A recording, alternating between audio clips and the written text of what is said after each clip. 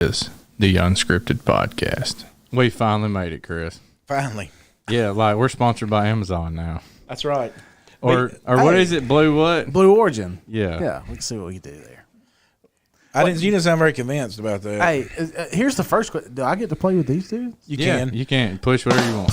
There We should have switched them around. Man, you go. Yeah, you can push whatever you want. that is awesome. So this is like this is Chris's favorite when he starts getting long-winded. Story time with Chris. And this is when Bob tells a joke. Oh man, this is awesome. You got it going on. Yep. So it's a pleasure to have. We've got Wes Ayers here with us, and he's an engineer with Blue Origin. He's a Christian, and He wore this suit on purpose. that's right.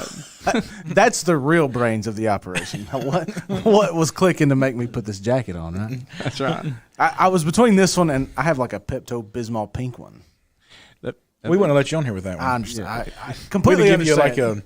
like a Harley shirt or something. Yeah. Yeah, we're recording this on a Sunday afternoon. Normally we're in here T-shirts and ball Right. caps, and we're just Right. anyways, you called us. We're just glad that you're with us. So Wes talked with our church some about social media and the Christian and I think a good way we can talk about this is, today was the first day that we had hired our new security guy. yeah, mm-hmm. I reckon Charlie. Did you know him? Yeah. Mm-hmm. Okay, because I know, you're the chaplain over in Pedal, and somebody said he was Pedal police. Yeah. So that means he's over. Yeah, I got some pedal guys coming to help us out. So, So it's not him always. and not him always, but he's on the schedule. Yeah.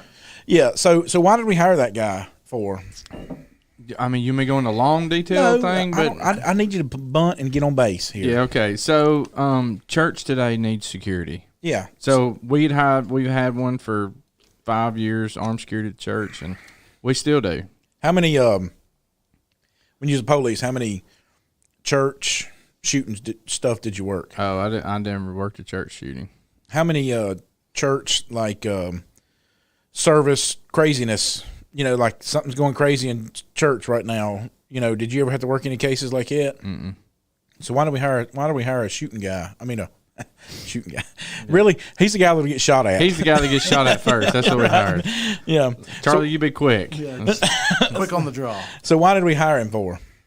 Yeah, well, I mean, why did we have church security, period, here? Yeah, and so our church has gotten so heavily involved with helping people and we help people that are of all walks of life and have different problems, and really we had Serious challenges that were made, and one of the people that we'd helped and taught the gospel to had, there were some threats and some real things that we're worried about back 5 years ago, right before I came. They kept all that stuff hid from me. They didn't want me to know. They hired church security between the time that I had started talking with the shepherds to the time that I came to visit, and they never let me know. You being a cop probably helped out there. Yeah. Then. So they never. Then they heard you preaching like this is the guy right here. I guess so. But yeah, so we've had security, and that's the best thing. If there's going to be a problem, you want. But we've never had a problem. You want to prevent it first. But we've really never had a problem. Right. I mean, sizable problem. But there's a serious danger that's in our homes. Yeah. There's a serious threat that's in our homes that will absolutely manifest itself if it goes unchecked. And it's in your kids' pockets. Yep. Yeah. And so that's what we really want to talk about is understanding that so if your kids are failing math, you'll make them get in there and, right now with Liam, I don't feel like he's where my middle son, I don't feel like he's where he needs to be with his math. So we're doing it in the morning, and I'm not just cramming it down his throat, but we're doing it in the morning. Then he can take a break, and then in the afternoon we're going to do some more. Right? We're going to revisit some of these things. Well, it's because he needs to be there. Well, the challenge is that we see those things as needing. Oh, it's important. As a necessity to be successful in life, right? They don't understand how important math is. I still don't really understand what a present participle is. You got me? Yeah. Can you explain that? No, because I can talk about math for a while and sound real smart. Perfect trinomials, or something like that. But we're not going to get there with present participles, and I'm not even sure that's a word. Okay, but we impress these things on our kids because we want them to be successful in life and these things, and yet there's this little demon that sticks around in every one of our kids' pockets. And you talked about some of those statistics from it, from just the dangers of social media. So kind of rehash some of those things just real quick, and then I want to get to some how we can mitigate that risk in our home. Yeah, so when you think about social media inside of everybody's got access to it. I mean, there's no age restriction. There's no age limitations. There's no access limitation. If you can connect to the internet, you can connect to social media. You don't even have to have an active profile to be able to search something on a social media website. You can just... You just mean bird dogging. Yeah, you can just... Yeah, absolutely. You can just show up, show out, and do your thing. Yeah. And that's probably one of the biggest dangers to it. That's when it's the hardest to track, and we can talk about that in just a second. But the purpose of today was for us to kind of see just how much of a hold social media has on young people. Mm-hmm. They're measuring suicides in first graders. Right. It's insane to think about the fact that. How old's a first grader? So we have a first grader. 6 and 7. 7, yeah. Just think about that. Yeah. My 7 he's 8 now, but my 7-year-old identified as an airplane most of the days. Right. You understand what I'm saying? Absolutely. Yeah. And that's the same thing with our 7-year-old Chapman. He's, I guarantee you, my mom sent me a picture of him earlier. He had gotten some nunchucks after lunch. So I guarantee you he's going to go home, put his ninja costume on, and be a ninja for the rest he's of a the Ninja day. Turtle, right? for sure. Yeah, with his pajamas on. With his pajamas on, Right. I can't imagine. Cowboy boots. And cowboy. The dude loves his cowboy boots. All kids do. I can't imagine, a 7-year-old being under the kind of stress where they're gauging statistics based on their suicide rate. Yeah, that's what I mean. It's like we're at the point we can measure it, right? So it's not like, the number of people that had on pink shorts that ran a stop sign on the 3rd day of the month.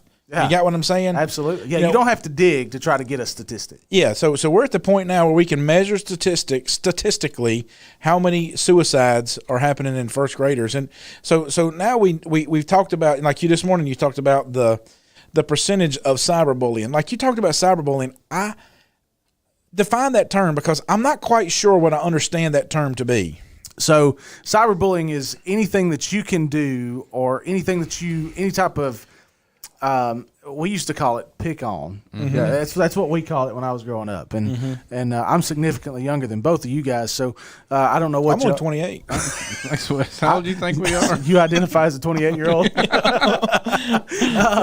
But so what they identify cyberbullying as. Who's they? So experts. Okay. In social media, statistical type fields. Listen, I shared with the church this morning. I am no expert. We just try to find hard data and talk to people. And that's all you got to go on. Gauge people. Mm-hmm. We go on our opinions, and we'll be back where we're at. Absolutely. So we try to find it. And so what the experts call or refer to as cyberbullying is any type of negative impact that you can have on another person's emotion. Okay. That's how they identify as cyberbullying. Anything that you can do to negatively impact another's emotion. Is that necessarily always a bad thing? I would. So I grew up in the country. Yeah, we were talking about some of that stuff at lunch. Yeah, we're like we pick on our own kids. That's right. But we're not really bullying. But I don't think it's always bad to let people know that you're wrong. And you need some thicker skin. Yeah, and that's what I'm saying. So to me, it's hard to quantify, because we're in the age now where we live in, where everybody gets to whine. Yeah. I mean, that's where we're at, where everybody gets to cry about whatever they want to, and they're right for crying about it. And so I don't know what, we got this homeschool class on Thursday. I told Bob this story. Maybe Bob was there. I don't remember, but this was so funny to me that I keep picking on Carson and Aiden about it constantly. And they're making their own belt knives. Our Thursday morning kids are. It's about half a dozen of them, right? Homeschool kids. They're designing, machining, making the fixturing and everything. Wes has learned real quick. We believe in pistols, now knives, and picking on our kids. Right, and so my kind of people. All he had to do was figure out what the difference between 150 and 162 was to know how much they had to take off of this piece. And they've been working on this thing for so long that they can't even figure this out. And I heard Carson say, I think it's 12. Or I know, he said, I think we need to ask your dad. Aiden's like, no, we don't need to ask Dad. And so he goes over there, and Carson's like, well, we need to. And I was like, Aiden, He's like, Daddy, what is 150 minus 160? There's like 5 calculators in the shop, right? Because sometimes I can't figure it out either, right? But they come over here to ask me, and they're like, well, Dad, what's the difference between 150 and 162? And I was like, what is it, Aiden? He's like, I don't know. It's like, you need to know what this is, son. and Carson's like, ooh, looking at him. And I said, Carson, what is it? He's like, oh, Mr. Chris, I don't know. I don't do math very good. And so we're just figuring out 12, right? Right. And so I pick on them all the time about that because they're so funny. Yeah. But some of that is like a little bit of it is like, y'all need to toughen up a little bit, right? You need to be able to work under pressure, right? Yeah. So when we say cyberbullying, we mean something that has offended somebody and they have chose this as an offense to them, right? And I think too, and I fall into the category of parent. Parents drive the bus on a lot. You don't fall into that category. Well, you're right. Yeah. I'm just a dude. No. You don't fall into it, is what he's saying. Yeah. I see what you mean. Yeah. Okay. But a lot of it's driven by how parents respond to this. Yeah. And a lot of it's driven by how parents influence their children. Right. And so Bob and I were talking at lunch. I do. I pick on my kids, and that's why you have them. Have right. reason to have them. Yeah. So my oldest one, Pearson, that's right. Take the garbage out. It's it's always unique because my 11-year-old, or 10-year-old, he'll be 11 in May. He's very sensitive. He wants to make sure everybody's happy. It doesn't take much to kind of sway his opinion or anything like that. He's developing, a sense of strength, and he's getting to a certain spot. But for the most part, he's going to do everything he can to try to make other people happy. Right? That's his goal. Now, my 7-year-old, he's right the opposite. He's like, hey, if you want to take this out behind the woodshed, that's fine with me. Let's go. So we have 2 totally different kids, and they respond differently. I think that's where we as parents. We have a lot of influence on this deal too because, and we'll talk about it. I hope we'll talk about it a little bit more. But we can control the cyberbullying aspect for our kids. All right, so because I was trying to figure it out, have I ever even been cyberbullied before? Right. And I wasn't too sure that I had, and I suppose that I'm in a lot of these engineering machinist groups and stuff like that where. You may offer a suggestion, and then there's Redneck Bobby that comes on there, and he's like, "Well, the reason why you think that's because you're a moron," Yeah. and or just some completely over the top, like instead of like, that's just not a good way to do that. And will help me understand why, right? There's a and so I don't even know that I've ever technically been cyberbullied before, right? And I think the object is, and the experts use this term a lot, and we see it everywhere with every type of situation. But they use the expression "handle with care." Mm-hmm. So that's how you're supposed to respond. That's how you're supposed to engage. Now, again, if somebody just comes after me, well, the human element of me says, "Well, I'm gonna come right back at you." Right. Well, there are so many people that don't operate that way. Most people don't. They're keyboard warriors. Right. So, they're gonna sit behind a screen, they're gonna type whatever they think, they're gonna type whatever and the biggest majority of cyberbullying comes from a place where they're trying to make up for something that they feel is hurt people. Right. It's an inadequacy in their life. It's an imperfection in their life. So they're gonna attempt to attack people based on those things that are happening inside their own head. Yeah, that's why this Ephesians 4, and you fathers, don't provoke your children to wrath, but bring them up in the training and admonition of the Lord. Absolutely. And it's not, like my wife. 6:4. I mean, what did I say? 5. You said Ephesians 4. Yeah, well, I meant verse 4, chapter 6. Yeah. And we knew what you meant. Well, I'm glad Bob corrected me. But it's up to us fathers, Yeah. So Jessica, like sometimes when I'm goading the boys along, to fight with each other or whatever it is, she's like, "You're provoking them to wrath." Really. She's just picking at me, Sure. but she's using that verse out of context. That's not what it's talking about. It's not what it is that I don't put them on a pathway that's going to help them turn out a certain way. Right. Well, here's the challenge with so much of this stuff is that, they're pouring. I mean, statistically, you can look at how many hours, the average person spends on social media a day or a week or a year, or those numbers get staggering when you start compounding them by over the scale of a lifetime, and you realize that those things are directly influential to the way they dress, the way they look, the way they act, the way they talk, all those things. I mean, like, we had this game we played. Bob cheated so bad Friday night. We played this game, and Colby, one of our deacons, he was like, kids, when they talk about something being good, they say it's a drip. I don't even know what that word means. I didn't know what it meant. I wouldn't even know I wouldn't even know that. I legitimately remember when I was like 8 or 10 years old, the first pair of Nikes a boy I had at school had on, and we were discussing how to say the word. Like, what are those shoes called? Right. Yeah. Are they Nikes? Are they Nike? Like, what is this word of these shoes you're wearing right here?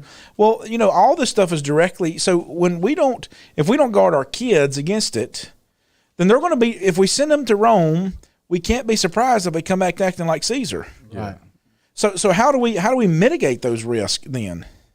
I think a lot of it's going to have to come down to, and there's one thing that I did want to share with you guys, and I wanted to share it this morning. There's an alarming statistic, and I don't have the numbers with me right here. I wish I did. I should have brought my notes. But there's an alarming statistic out there that talks about the amount of social media usage that you can have in comparison to your own personal mental health. Say that again now. So there is a statistic that talks about the percentage of time you spend on social media in comparison to your own mental health.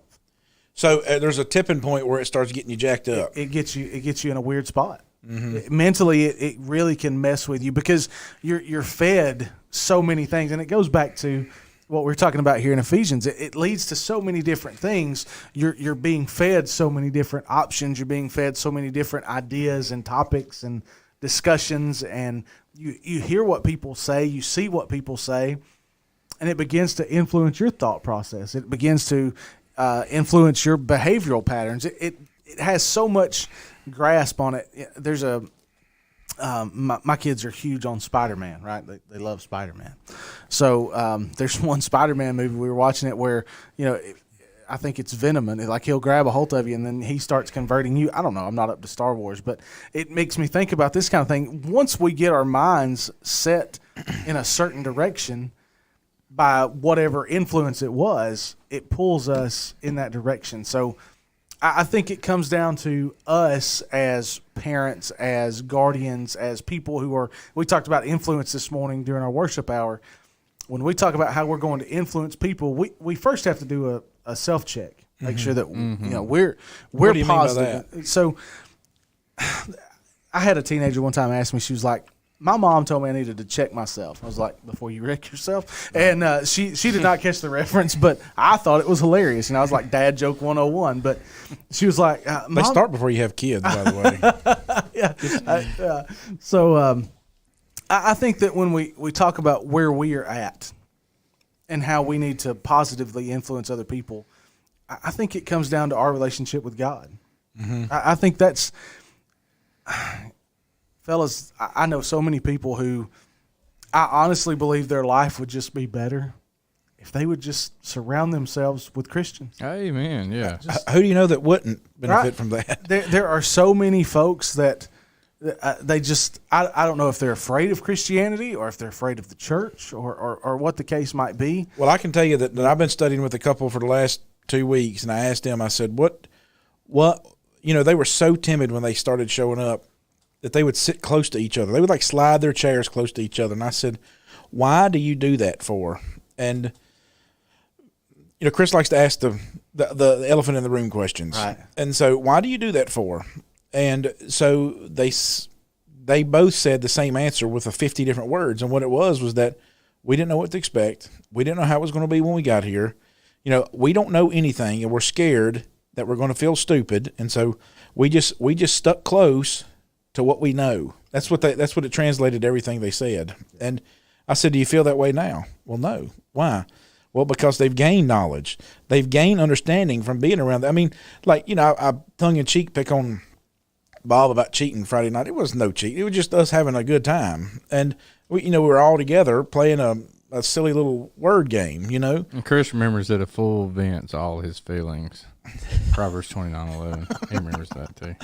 Bob spent all that time looking that verse up just so he could say it. I actually just came across it. I was looking for something else. Yeah. Yes.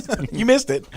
And so let's take a break, all right? And then we come back from our break. We want to talk about how we put the meat on the bones. All right? Sounds good. Life in general is about decisions. Every decision that you make has consequences, and you're tethered to every single one of them. Jesus gives us this awesome opportunity that you don't have to make all the decisions in your life all on your own. You see, he invites you to come to him, to learn from him. Jesus gives us this perfect example, and he tells us in Matthew chapter 11, he says, "Come to me, all you who labor and are heavy laden, and I will give you rest. Take my yoke upon you and learn from me, for I'm meek and gentle in heart, and you will find rest for your souls. My yoke is easy, my burden is light." We have so much to learn from Christ, and he gives us this example of saying, if you really want to learn from me, take my yoke. You see, yokes were used back in Bible times to put two animals together to pull a load or to pull a cart or to plow ground. And you would put an ox together, or you would put two mules together, and they would pull the load together. And that's what Christ offers for us, is he's offering to pull the load for us.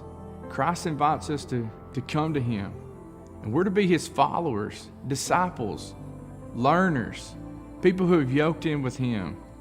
And he builds a community around us called the church. The church is to be made up of people who God have looked at their hearts. You see, the world wants to paint a picture of everything that would divide us. The church has painted a picture of the things that unite us. That Christ, he builds this community that when we've yoked in with other people, they may be different from us, but we can learn from each other. What a beautiful thing that it is when we can have difficult conversations. There's no conversation that the church can't have. And that's what Christ wants from us, is he wants community that's strong, that's yoked in together, that learns from each other. And most importantly, that learns from Jesus. And he invites us to come, take, learn, and find.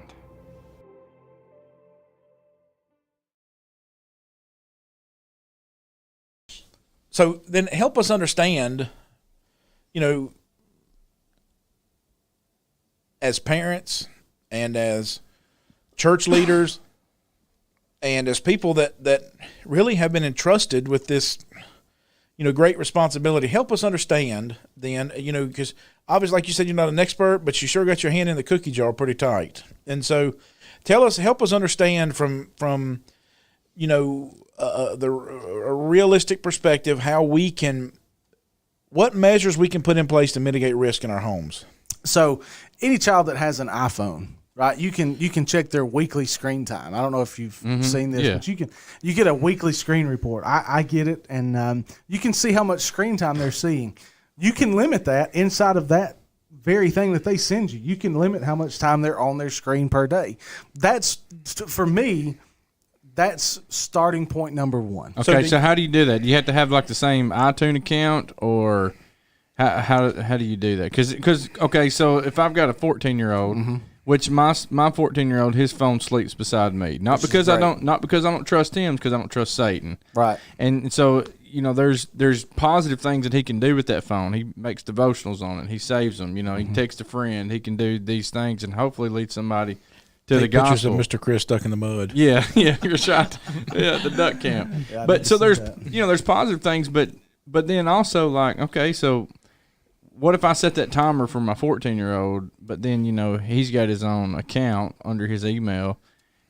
I've got those passwords and stuff, but why can't he just go in there and just change that timer? Well, there's a little bit of trust factor that you've got to give. Okay, so one of the things that I found in youth ministry was, if I believe firmly in holding young people accountable. I believe in you holding me accountable, Amen, yeah. me holding you accountable. I think it's just we all work together to do that.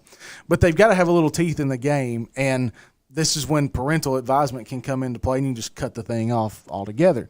But you set these guidelines, and they can move them around, but you can go back and check up on them. Like we talked about certain things this morning, like the photo vault, things like that you have to have a passcode to get into.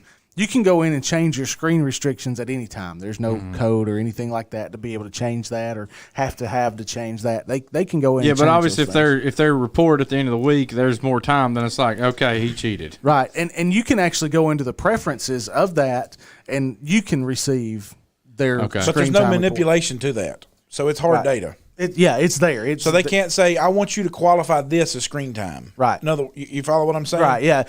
I mean, it's not going to. Now, there is a cool thing about it. You can tell what they've spent their screen time on. Right. So it's not like when you drive your car at 5 miles an hour, so you don't hear the ding, ding, beat seatbelt deal. That's right, yeah. It has to be over a certain speed. Right. So you can't, the way it quantifies data is absolute. Yeah, there's no way to misconstrue the numbers. There's no way to falsify the numbers or make them look like misremember. Yeah. There's no way to do that. It's hard. It's there. It's dedicated, and you can actually go back and the way to do it kind of slips my mind right now. But you can actually go back and compare their weekly screen reports from the previous week to this week, and you can kind of see what they've improved on or what they've kind of indulged in a little bit more. You can see those things. It's going to be hard to do those, though, right? You know what I mean? Because, like, for example, my phone, it's set up to, when it's charging, for the screen to be on, so I don't have to unlock it, so I can just talk to it. Right. So that would be burning screen time, technically, right? Now,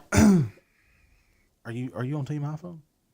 No, of course Okay. not. Well, see, now, Superior intelligence. it's a problem. It's a Well, problem. I understand. You see Probably what I live with. But That's so how Bob had to cheat. so iPhone, you won't run into that issue. But yeah, I would think that you could probably, and I'm not real up to date on the lesser intelligence of the two softwares, but I think you look at, you look at. You can look at certain things. You can look at certain data. You can pull certain things, and I would imagine that, and that my iPad actually does it. It's idle screen time, so it may fall into that category. I don't know. That's something I'll need to look at to get. So, you what is some the more biggest numbers. challenge pushback you get from parents then? Oh man, where do you want me to start? The biggest. Sorry, I didn't answer the question. Ask the question right. The biggest. I guess what you're at the biggest. I'm going to say it's that. If you don't know, don't answer it. Well, I'm trying to think of the best way to word it. The biggest pushback that we get from parents is they want their kids to be able to live their life.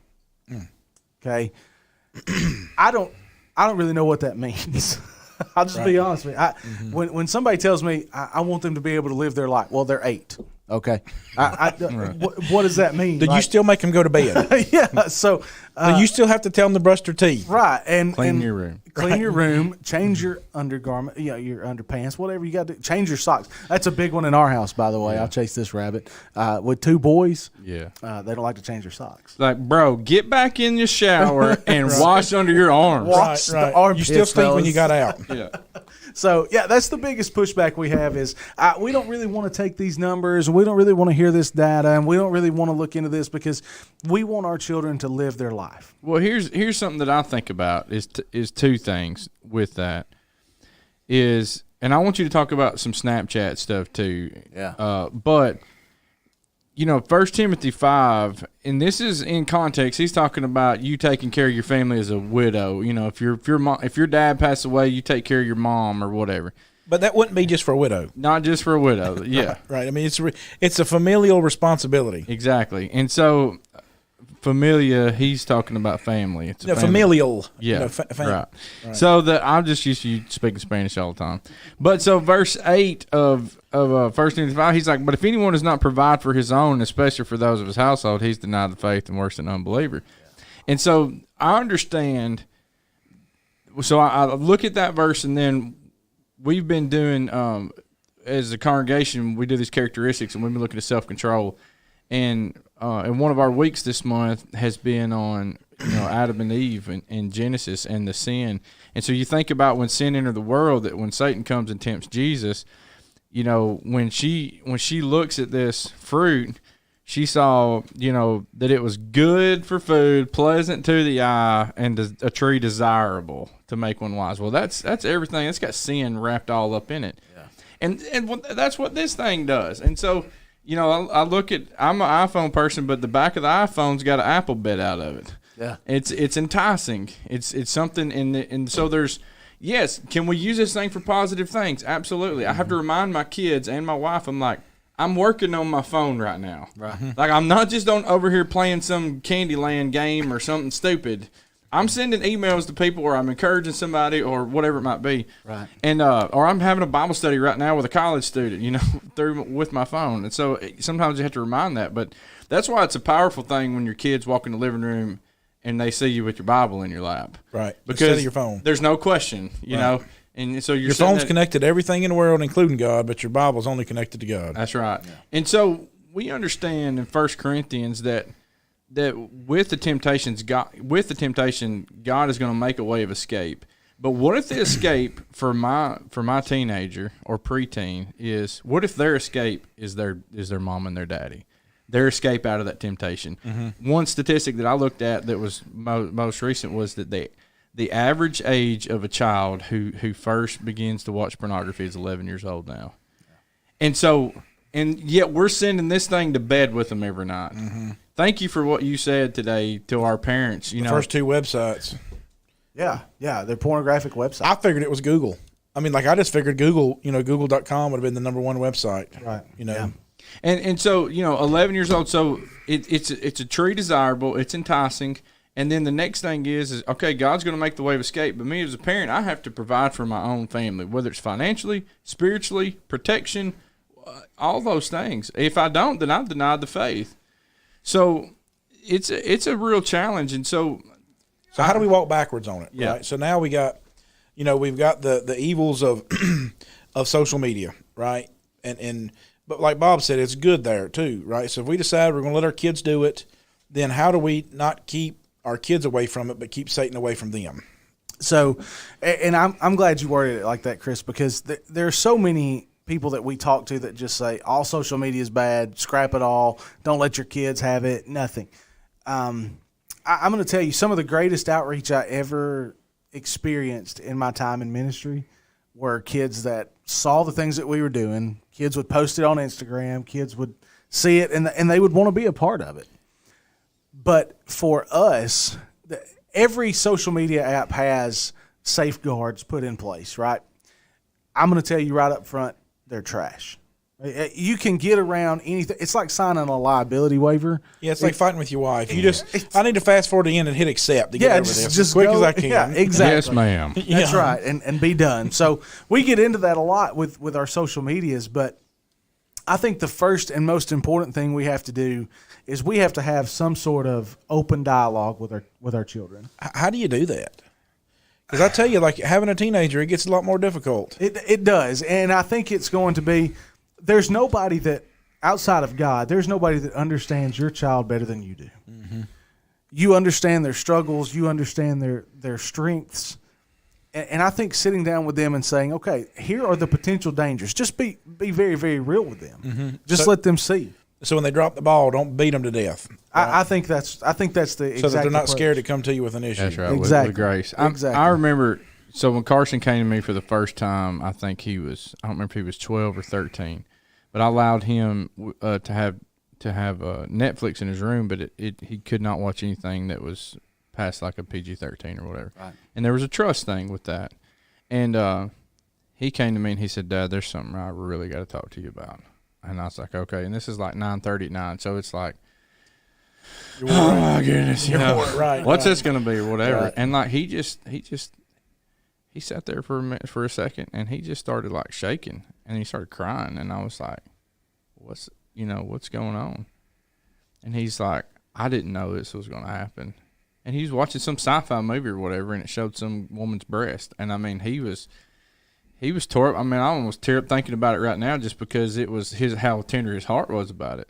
But he came to me, and I mean, that was the most two thing. You know, it's like, okay, where's litmus test? It's like sometimes with your kids, it's like, I just want them to get a grip, you know, in life or whatever. And then, you know, when they come to you tender-hearted about this, and this was, and what the movie was is this boy and this girl or this woman and her son were running from aliens or something, and then clothes get stripped off, and she's in a bad situation. It's desperate, and she's standing there. And why in the world they're going to show that? I have no clue why. But he's just you know why? Yeah. And so he's so tenderhearted about it. But like, it just opened up something. It built I guess there was we grew from that as a father and a son, and it's like, how can we grow from that whenever it's something negative? But it's kind of like, I guess a lot of things can happen like that in life, but. So how do you deal with the you know, I mean, because each one has its inherent dangers, right? I mean, it's going to be evolutionary. Like, you know, I had, when you're talking this morning, I'm like, Snapchat, that's the little ghost one, right? Right. The reason why I have never and will never download TikTok, the primary reason, it's owned by the Chinese government. Right. They want nothing to do but the downfall of America and anything American they're going to be against. I'm just, you know, no matter what we do, and then we're handing it to them. This is the way I live my life. This is what we do. This is you can hear. You want to study in the culture of America and how to defeat us? We will actually package it and hand it to you. They see your face. They see your interests. They see your hobbies. They Everything. See exactly right. So they're just, all it is just, either way, that's a sermon there. But so how do you inherently evolve with them, right? Because I mean, you know, like you talked about the little photo vaults and all that stuff, and like there was one of them ones you looked like a calculator. I was like, I think I got an app. It looks like that. Yeah. And so I went and looked at it. Right. know? Yeah. I think the biggest thing that so we're going through this with Pearson right now. He's 10. He wanted Snapchat. All of his buddies have Snapchat. So we said, okay, on one condition. We have to approve everybody that you talk to, that you send pictures back and forth with.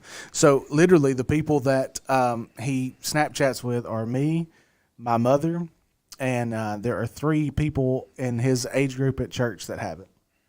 And so they have their own little Snapchat, these 3 kids do, and they send Bible pictures to each other, which is cool. Yeah. You know, they're 10, 11 years old. I mean, it's cool that they do that. But I think the thing that catches us off guard the most is how quickly it can evolve into something really bad. Because, like I said, there's really no protection. There's really no safeguard. It's about being able to know that if our kids feel comfortable coming, just like what you were talking about, if our kids feel comfortable coming to us and saying, hey, this is what I've got going on. So Pearson, he's 10, right? He had TikTok. Now, I had every privacy setting on it. He could not upload videos. He could not view certain people's videos. You can do all those things through TikTok. But he come to me and he said, Dad, I'm taking my TikTok down. I said, okay, why? And he said, I just don't feel safe with it. I don't feel comfortable. Now, as a 10-year-old coming to me and saying I don't feel comfortable, as a dad, that makes me, that's very scary. I mean, he doesn't feel comfortable out there. But I think it's that conversation of, okay, I'm going to give you some freedom. I'm going to give you some trust. I'm going to allow you to make. One of the greatest things my mom ever let me do was fall flat on my face. And So, wait a minute now. come back around. Yeah, come on back on that one. What do you mean by that? So we will let our kids make mistakes? I think it's okay to let our kids make mistakes. What kind of mistakes you talking about? I'm talking about. There's no drunk. Yeah. There's never been a drunk that didn't take his first drink. I think we have to. I think we have to let our children experience life. And I think when we try to take everything away from them and don't give them the opportunity to learn and to grow, because they can hear me talk about it, they can hear you, they can hear McKinley, our preachers, talk about all of these things that we shouldn't do and should be doing, and all of those things. But I don't think we should be at a point where we coddle them so much that they don't understand that real life happens. So, I'm still having a hard time with this one. You know, Well, Wes, like the first thing that you said, like Chris asked you this, he said, what's the number one pushback you have? And you said parents say, we think that our kids should experience life. And so I think that when you think we experience life, and so from my perspective, I think people think that we come at them telling them that they're parenting wrong. So immediately walls are up and they say, I'm not going to tell my kid what they can and cannot do. I don't think that's the proper way to do it. I don't think you can look at them and say, okay, here are your boundaries. There are none. You have no rules. But when they fail at math, we make them go do their math. Sure, absolutely. And so if our kids aren't, so I'm trying to back up, I'm gonna hold your feet to the fire on this because I want to understand it. This Bible is written so that we don't make mistakes. And so we would never have to make, essentially if we did what this Bible said, we would never have to make a mistake. Now I understand that we're going to, right? Yeah. So then in my mind, what we need to do is principle learning. Right. So like Bob's talking about self-control. This month's lesson is on our characteristic is on self-control. So we're trying to put in place, this idea of self-control so we can let them make mistakes on small scale with self-control, right? With, how much time you play the video game every day, how much time you fish, how much time you, whatever the case may be. And then when they don't, we pull them back from that. But there's certain mistakes that we can't let our kids make. Yeah, I agree. I think that when you look at the avenue of social media, there are conversations that you can have and you can say, you're not going to be involved in this, you're not going to be involved here. And that comes into how we can protect them. And there are ways to do that. And there's a laundry list of things that you can find. You can research on how to protect and how to set up certain barriers, certain things you have access to. You can block those things. There's a blocker that you can put on movies now. The name of it escapes me, but it's BitAngel. Yeah, that. So you can do everything you possibly can to help your children. My point is, when they make mistakes, it's our opportunity and it's our responsibility to let them know that it's not the end. Yeah, corrective action. It's how we're going to improve from here. Yeah, we used to do this constantly. Yeah. I worked for the for a company. We built reactors for the Navy. If something got messed up and you had to go see the admiral, you didn't go in there and with your handbook of I'm sorry's. You went in there with your handbook of like, this is what happened. Sure. This is what we're going to do to improve the process. This is how we're going to make sure that this, these are the things that we're putting in place so that we do not have, you're talking, 3, 5, 10, 15, 40, $75 million mistakes here. Right. And so that's a long walk and a hard talk. Yeah. And so and part of that too, like when Wes made that comment, Chris, the hair on the back of his neck stood up like a bulldog. He's like, what do you mean, Wes? Like your mom allows you to fall on your face. But like Chris, you do the same thing with principle, like because like in your machine shop class, you're like, I'm gonna let these boys go through this, and I'm gonna let them fail at this. Yeah, and that's why we needed to clarify it. Yeah, exactly. And so, like, I'm not just gonna go, okay, I'm gonna put the whiskey in the refrigerator, and then let the kids find it, let them fall on their face, and I'm get gonna drunk for the bookmark first a porn time. site on their phone. Right? But no, kids need to understand that we have to overcome our shortcomings, and so we have to help them build that in. That's right. We have to help them like learn how to work through when I fall. Because there's a point where Daddy, Aiden's 13, he's going on 14, so I got 4, 5, 6 years, whatever, with him. And then, when he goes off to college, I don't want him to call me and go, "Hey, Dad, do I need? Hey, I got to make this decision. Can I stay up till 10 o'clock tonight?" Yeah, right. I want him to do it, but I want him to have. The hardest thing for a parent is having them in the nest, but training them to be prepared to leave the nest and fly.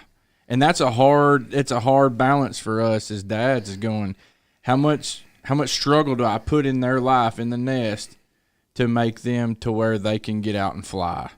And because, let's just face it, right now there's some mamas who are going with their kids to college. Yep. And I'm telling you, they're setting them up for failure. Absolutely. And helicopter parents, ain't that the term? That's right. Yeah. And that's something I'm on my wife all the time about, is that, she's very protective about things. And I'm like, listen, no. Mm-hmm. Like, he's 14. He's going to have his phone with him. If he gets in trouble, he can call you and he can come, he can do this or whatever. You know, he's got to have these things. You know, and isn't it important to know your kids too? that's right. Like you got 4 and I got 3 and you got 2. You know, so that's what 4, 3. That's 9 kids altogether, right? So you think about the personality dynamics. You're talking about your 10-year-old and your 7-year-old. Well, you know, like our house, we have this rule. You know, Jessica and I, we've never said bad boy when we got boys. So we've never said bad boy. We always say bad decision because we want them to start weighing that the reason you're in the boat you're in now is your decision that you made. Mm-hmm. And so what that has required in us as parents is that sometimes one decision that one makes and the same decision that the other one may make, it's our responsibility. What I mean by that is like if one says, I'm not going to do it for this reason, and the other one could give the same wording, but you know his motivation is different behind that wording. And so it's important for me to understand my kids so that then I can help them understand that that's not the reason why you need, like Aiden was going to go, my oldest one was going to go, he's like, no, I'm not going to go rabbit hunting this weekend. I'm going to stay here. Well, then one of his buddies come over to the house. He's like, I'm going rabbit hunting, you know, when he's getting ready to leave. Well, that's fine if Aiden wants to go rabbit hunting. I don't care if he changes his mind and don't want to come to our game night. That's fine if he wants to go rabbit hunting. Fine. He's still going with Christians, 2 of our elders. He's going with 2 of our elders. So what better environment for him to go rabbit hunting in? But I didn't want Aiden to make that decision to go rabbit hunting because his friend influenced him. Mm-hmm. So I wanted him to make that decision to go rabbit hunting because, hey, I want to be with our 2 of our elders. I want to be with my buddy, you know, whose daddy's a deacon. That's the motive. I didn't want him to be influenced by. So that's where I have to understand the decision making that they came to with it. Does that make sense? Yeah. And let me just go on record and say that I don't think you purposely. I'm not promoting that you purposely set your kids up for failure. No, and I was helping you through this is what I was doing. But let me just tell you, Chris asked the tough questions. Okay. Well, and that's fine. I don't hate tough questions. I just. My approach to parenting is going to be different than yours. It's going to be different than yours. I never want to set my kids up for failure. Amen. But I do want to allow them to learn. And, you know, my job is to protect them and put a hedge around them. And if sometimes they step out from behind those hedgerows, you know, I've got to be there to help and encourage and like you say, corrective action. How do we get better from that? The main pushback that we have, just to give a little more detail, is they say, you know, I want my kids to live their life. But the underlying cut to that is, but we don't want any repercussions from it. Right. We want them to do what they do, say what they say, and you can't say anything to them about it. Yep. That's just what they do. Hey, so I do want to take just a very quick break, but then I do want to come back and I want to ask you, even if we're just on here for 3 minutes, about some stuff just about Snapchat real quick. Yeah, let's do okay. it. All right.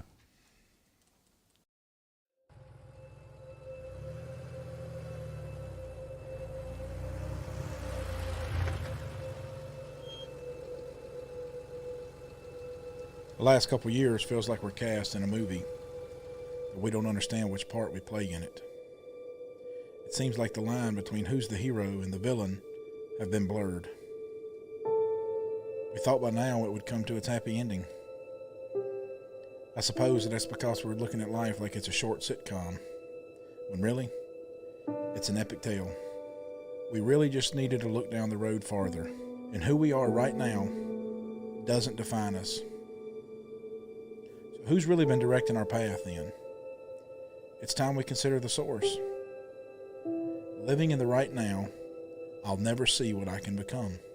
We see the Lord as our director, and He's weaving an epic tale where we all play an important part. My short-term losses, He turns into long-term gains. You've listened to all the rhetoric, and you've tried all the fads, and nothing worked. Because all those things were focused on the momentary. It's time to have an eternal vision. And your story can start with us today and finally become the new you in 22. So We're back. Sorry, I had to get one in. Waited the whole time. that was good. I wasn't expecting that. Ben looked at us like, "What's going on?" Ben can't hear the laughing. He can't hear the in the laugh. headphones. Yeah, That's funny. He will when he edits it. So just right quick, you know, I think this is a challenge. So Snapchat, I essentially take a picture, I send it to somebody else, and then it and then it'll delete it automatically, right? Right. And What's that mean? So I take a picture of a fish I caught, send it to you. yeah, Then what? and then it's gonna delete. Is it like this is your mission? If you choose to accept it, 30 seconds, it's going to destruct, or how does it work? It's just so I'll show you when we leave here. But you take a picture. Like I can take a picture of Ben standing right there. Then I can. He's a send hunk of burning love. So then I send it to. I can send it to Bob. All right. Bob opens it on his phone. He's got a short window of time to be able to look at it, and then it disappears. So if you I accidentally open things all the time. So the way that I understand is it's made for what was Snapchat made for? So that people could sext, right? Right. That's exactly what it's developed for. So some girl could take a picture of her naked body, send it to a boy, and then he couldn't send it to half the school. and he couldn't send it half, and it'll notify her if he screenshots it. Well, then it's the bag is. I mean, it's gone then, right? You know what I mean? Like if he screenshots it, then he's got it. It's got it. Yeah, he's got it. But she's notified that he screenshots it. What does that matter? So then she gets to question him. She's but, like, "Hey, no, accidents." Yeah, I mean, I didn't mean to send you my whole body. Right. So if you're sending a dude a naked picture of yourself, he's probably not of the most reputable character anyway. So any question you ask him about honesty and integrity is probably going to come from his understanding of receiving naked pictures of you. So one of the greatest arguments I ever heard about the Snapchat thing, and I this did not happen to me personally. We were sitting around a setting very similar to this. So your naked pictures didn't get out. That's right. Yeah, they're still locked down. But girl falls into the same category, right? Guys sends an inappropriate picture to another guy. Guy screenshots it, and then comes back and tells her, "Oh, sorry, I dropped my phone, and when I grabbed it, I hit the." Somehow I hit the right keys to screenshot the picture. But I deleted it. Yeah. Okay. 25 people end up with that picture. Right.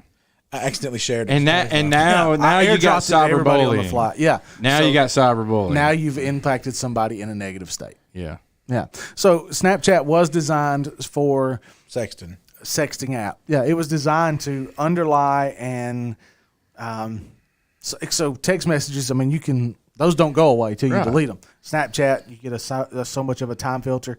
Even in your chats, you can save the Snapchat chat. You can talk back and forth instead of just sending pictures. You can actually talk back and forth. Yeah, so you can actually save those messages. Mm-hmm. There's and the thing that scares me about Snapchat, I told y'all this morning, the one that scares me the most is TikTok. But the thing that scares me about Snapchat is private stories, where so they post a picture and they put it up on what's called their story.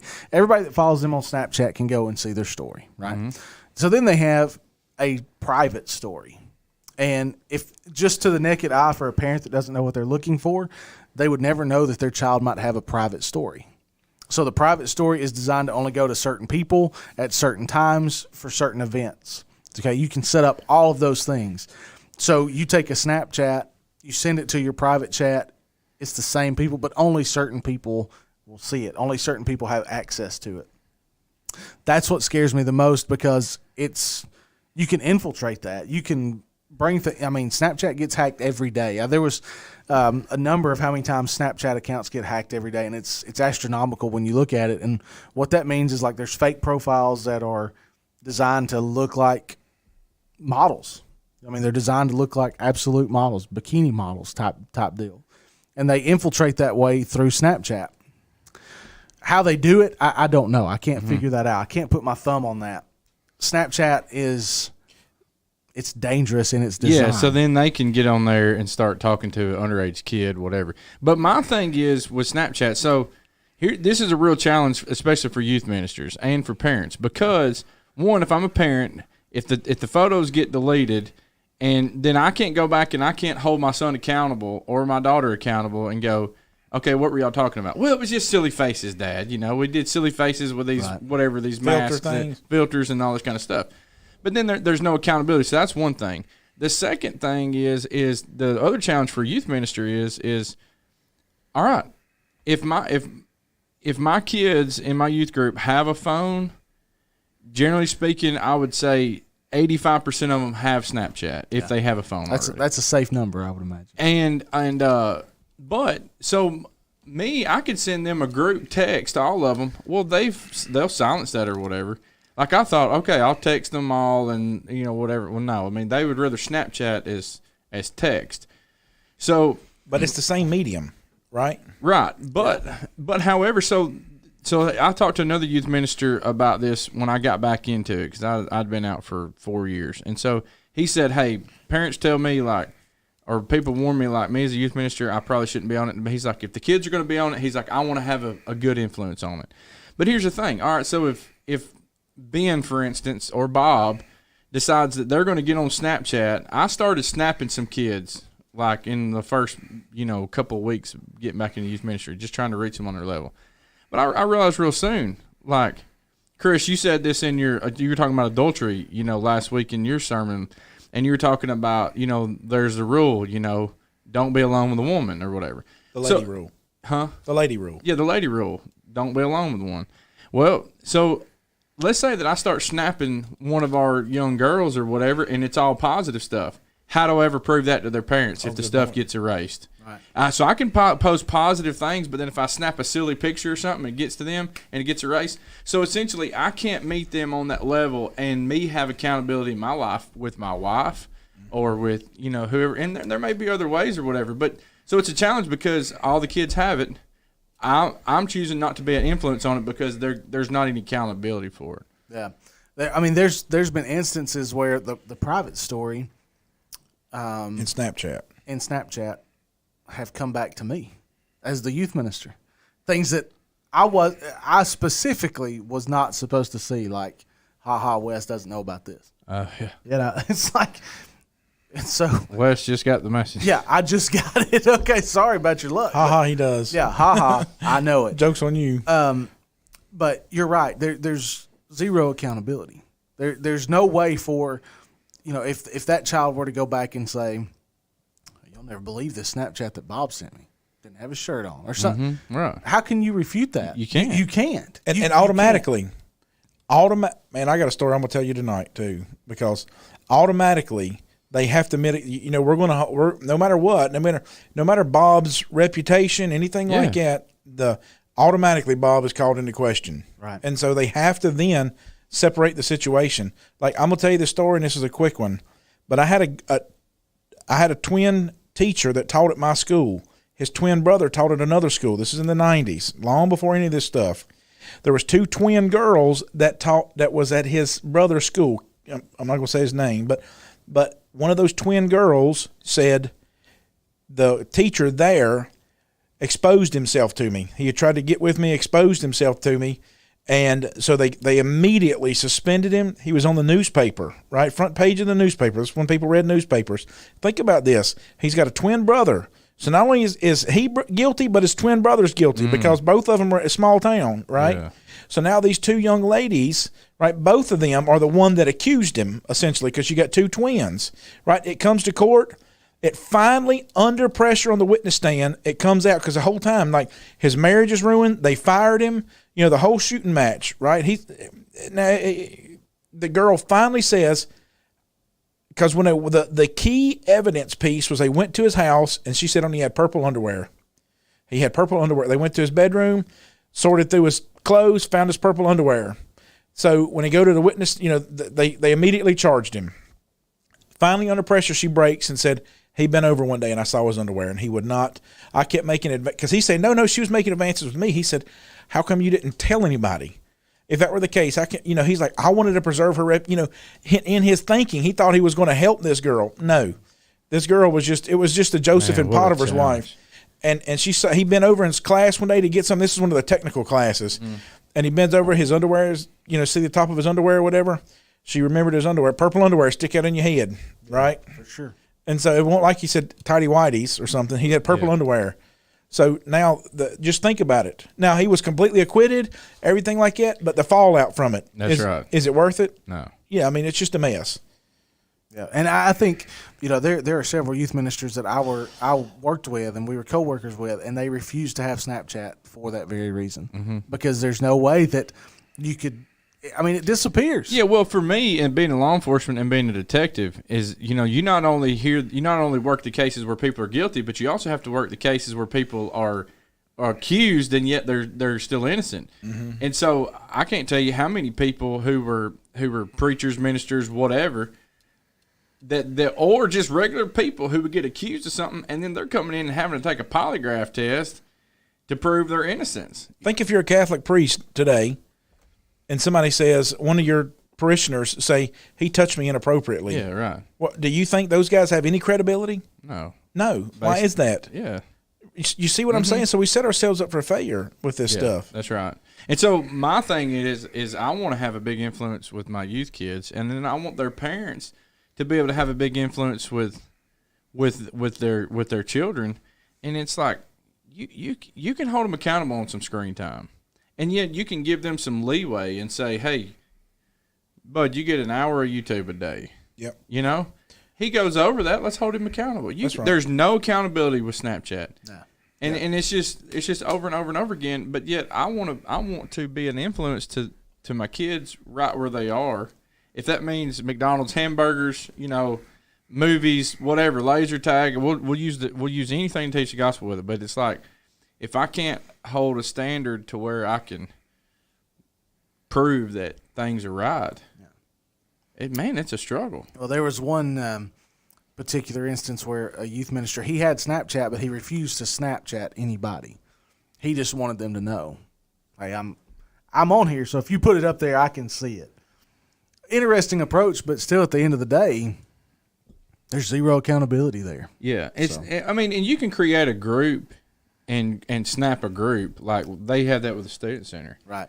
But and so I kept it for a while and was on Snapchat for our college students, just as a thing. And then every now and then, like I said, I would snap, happy birthday or happy new year or whatever, and then it's like real quick, it's like, this is a danger. And I've got to, for me to have longevity in the ministry, to know that accountability and things are right, it's like, man, that's the devil's playground right there. That's right. How quick do you end up in the mud? And you think about it, like our teens, like they're on that more than they're on anything. Yeah, it's some challenges. So, Wes, thanks for being on today. Hey, I appreciate it. You guys are awesome. And I thank y'all for tuning in and listening to us. And tune in for the next week. And if you like this is the Unscripted Podcast. You hit it too early. Hit the like for us. Yep. We appreciate you guys. Appreciate it. Oh, can I do it again? Yeah, do it again. All right. See you guys. This is the Unscripted Podcast.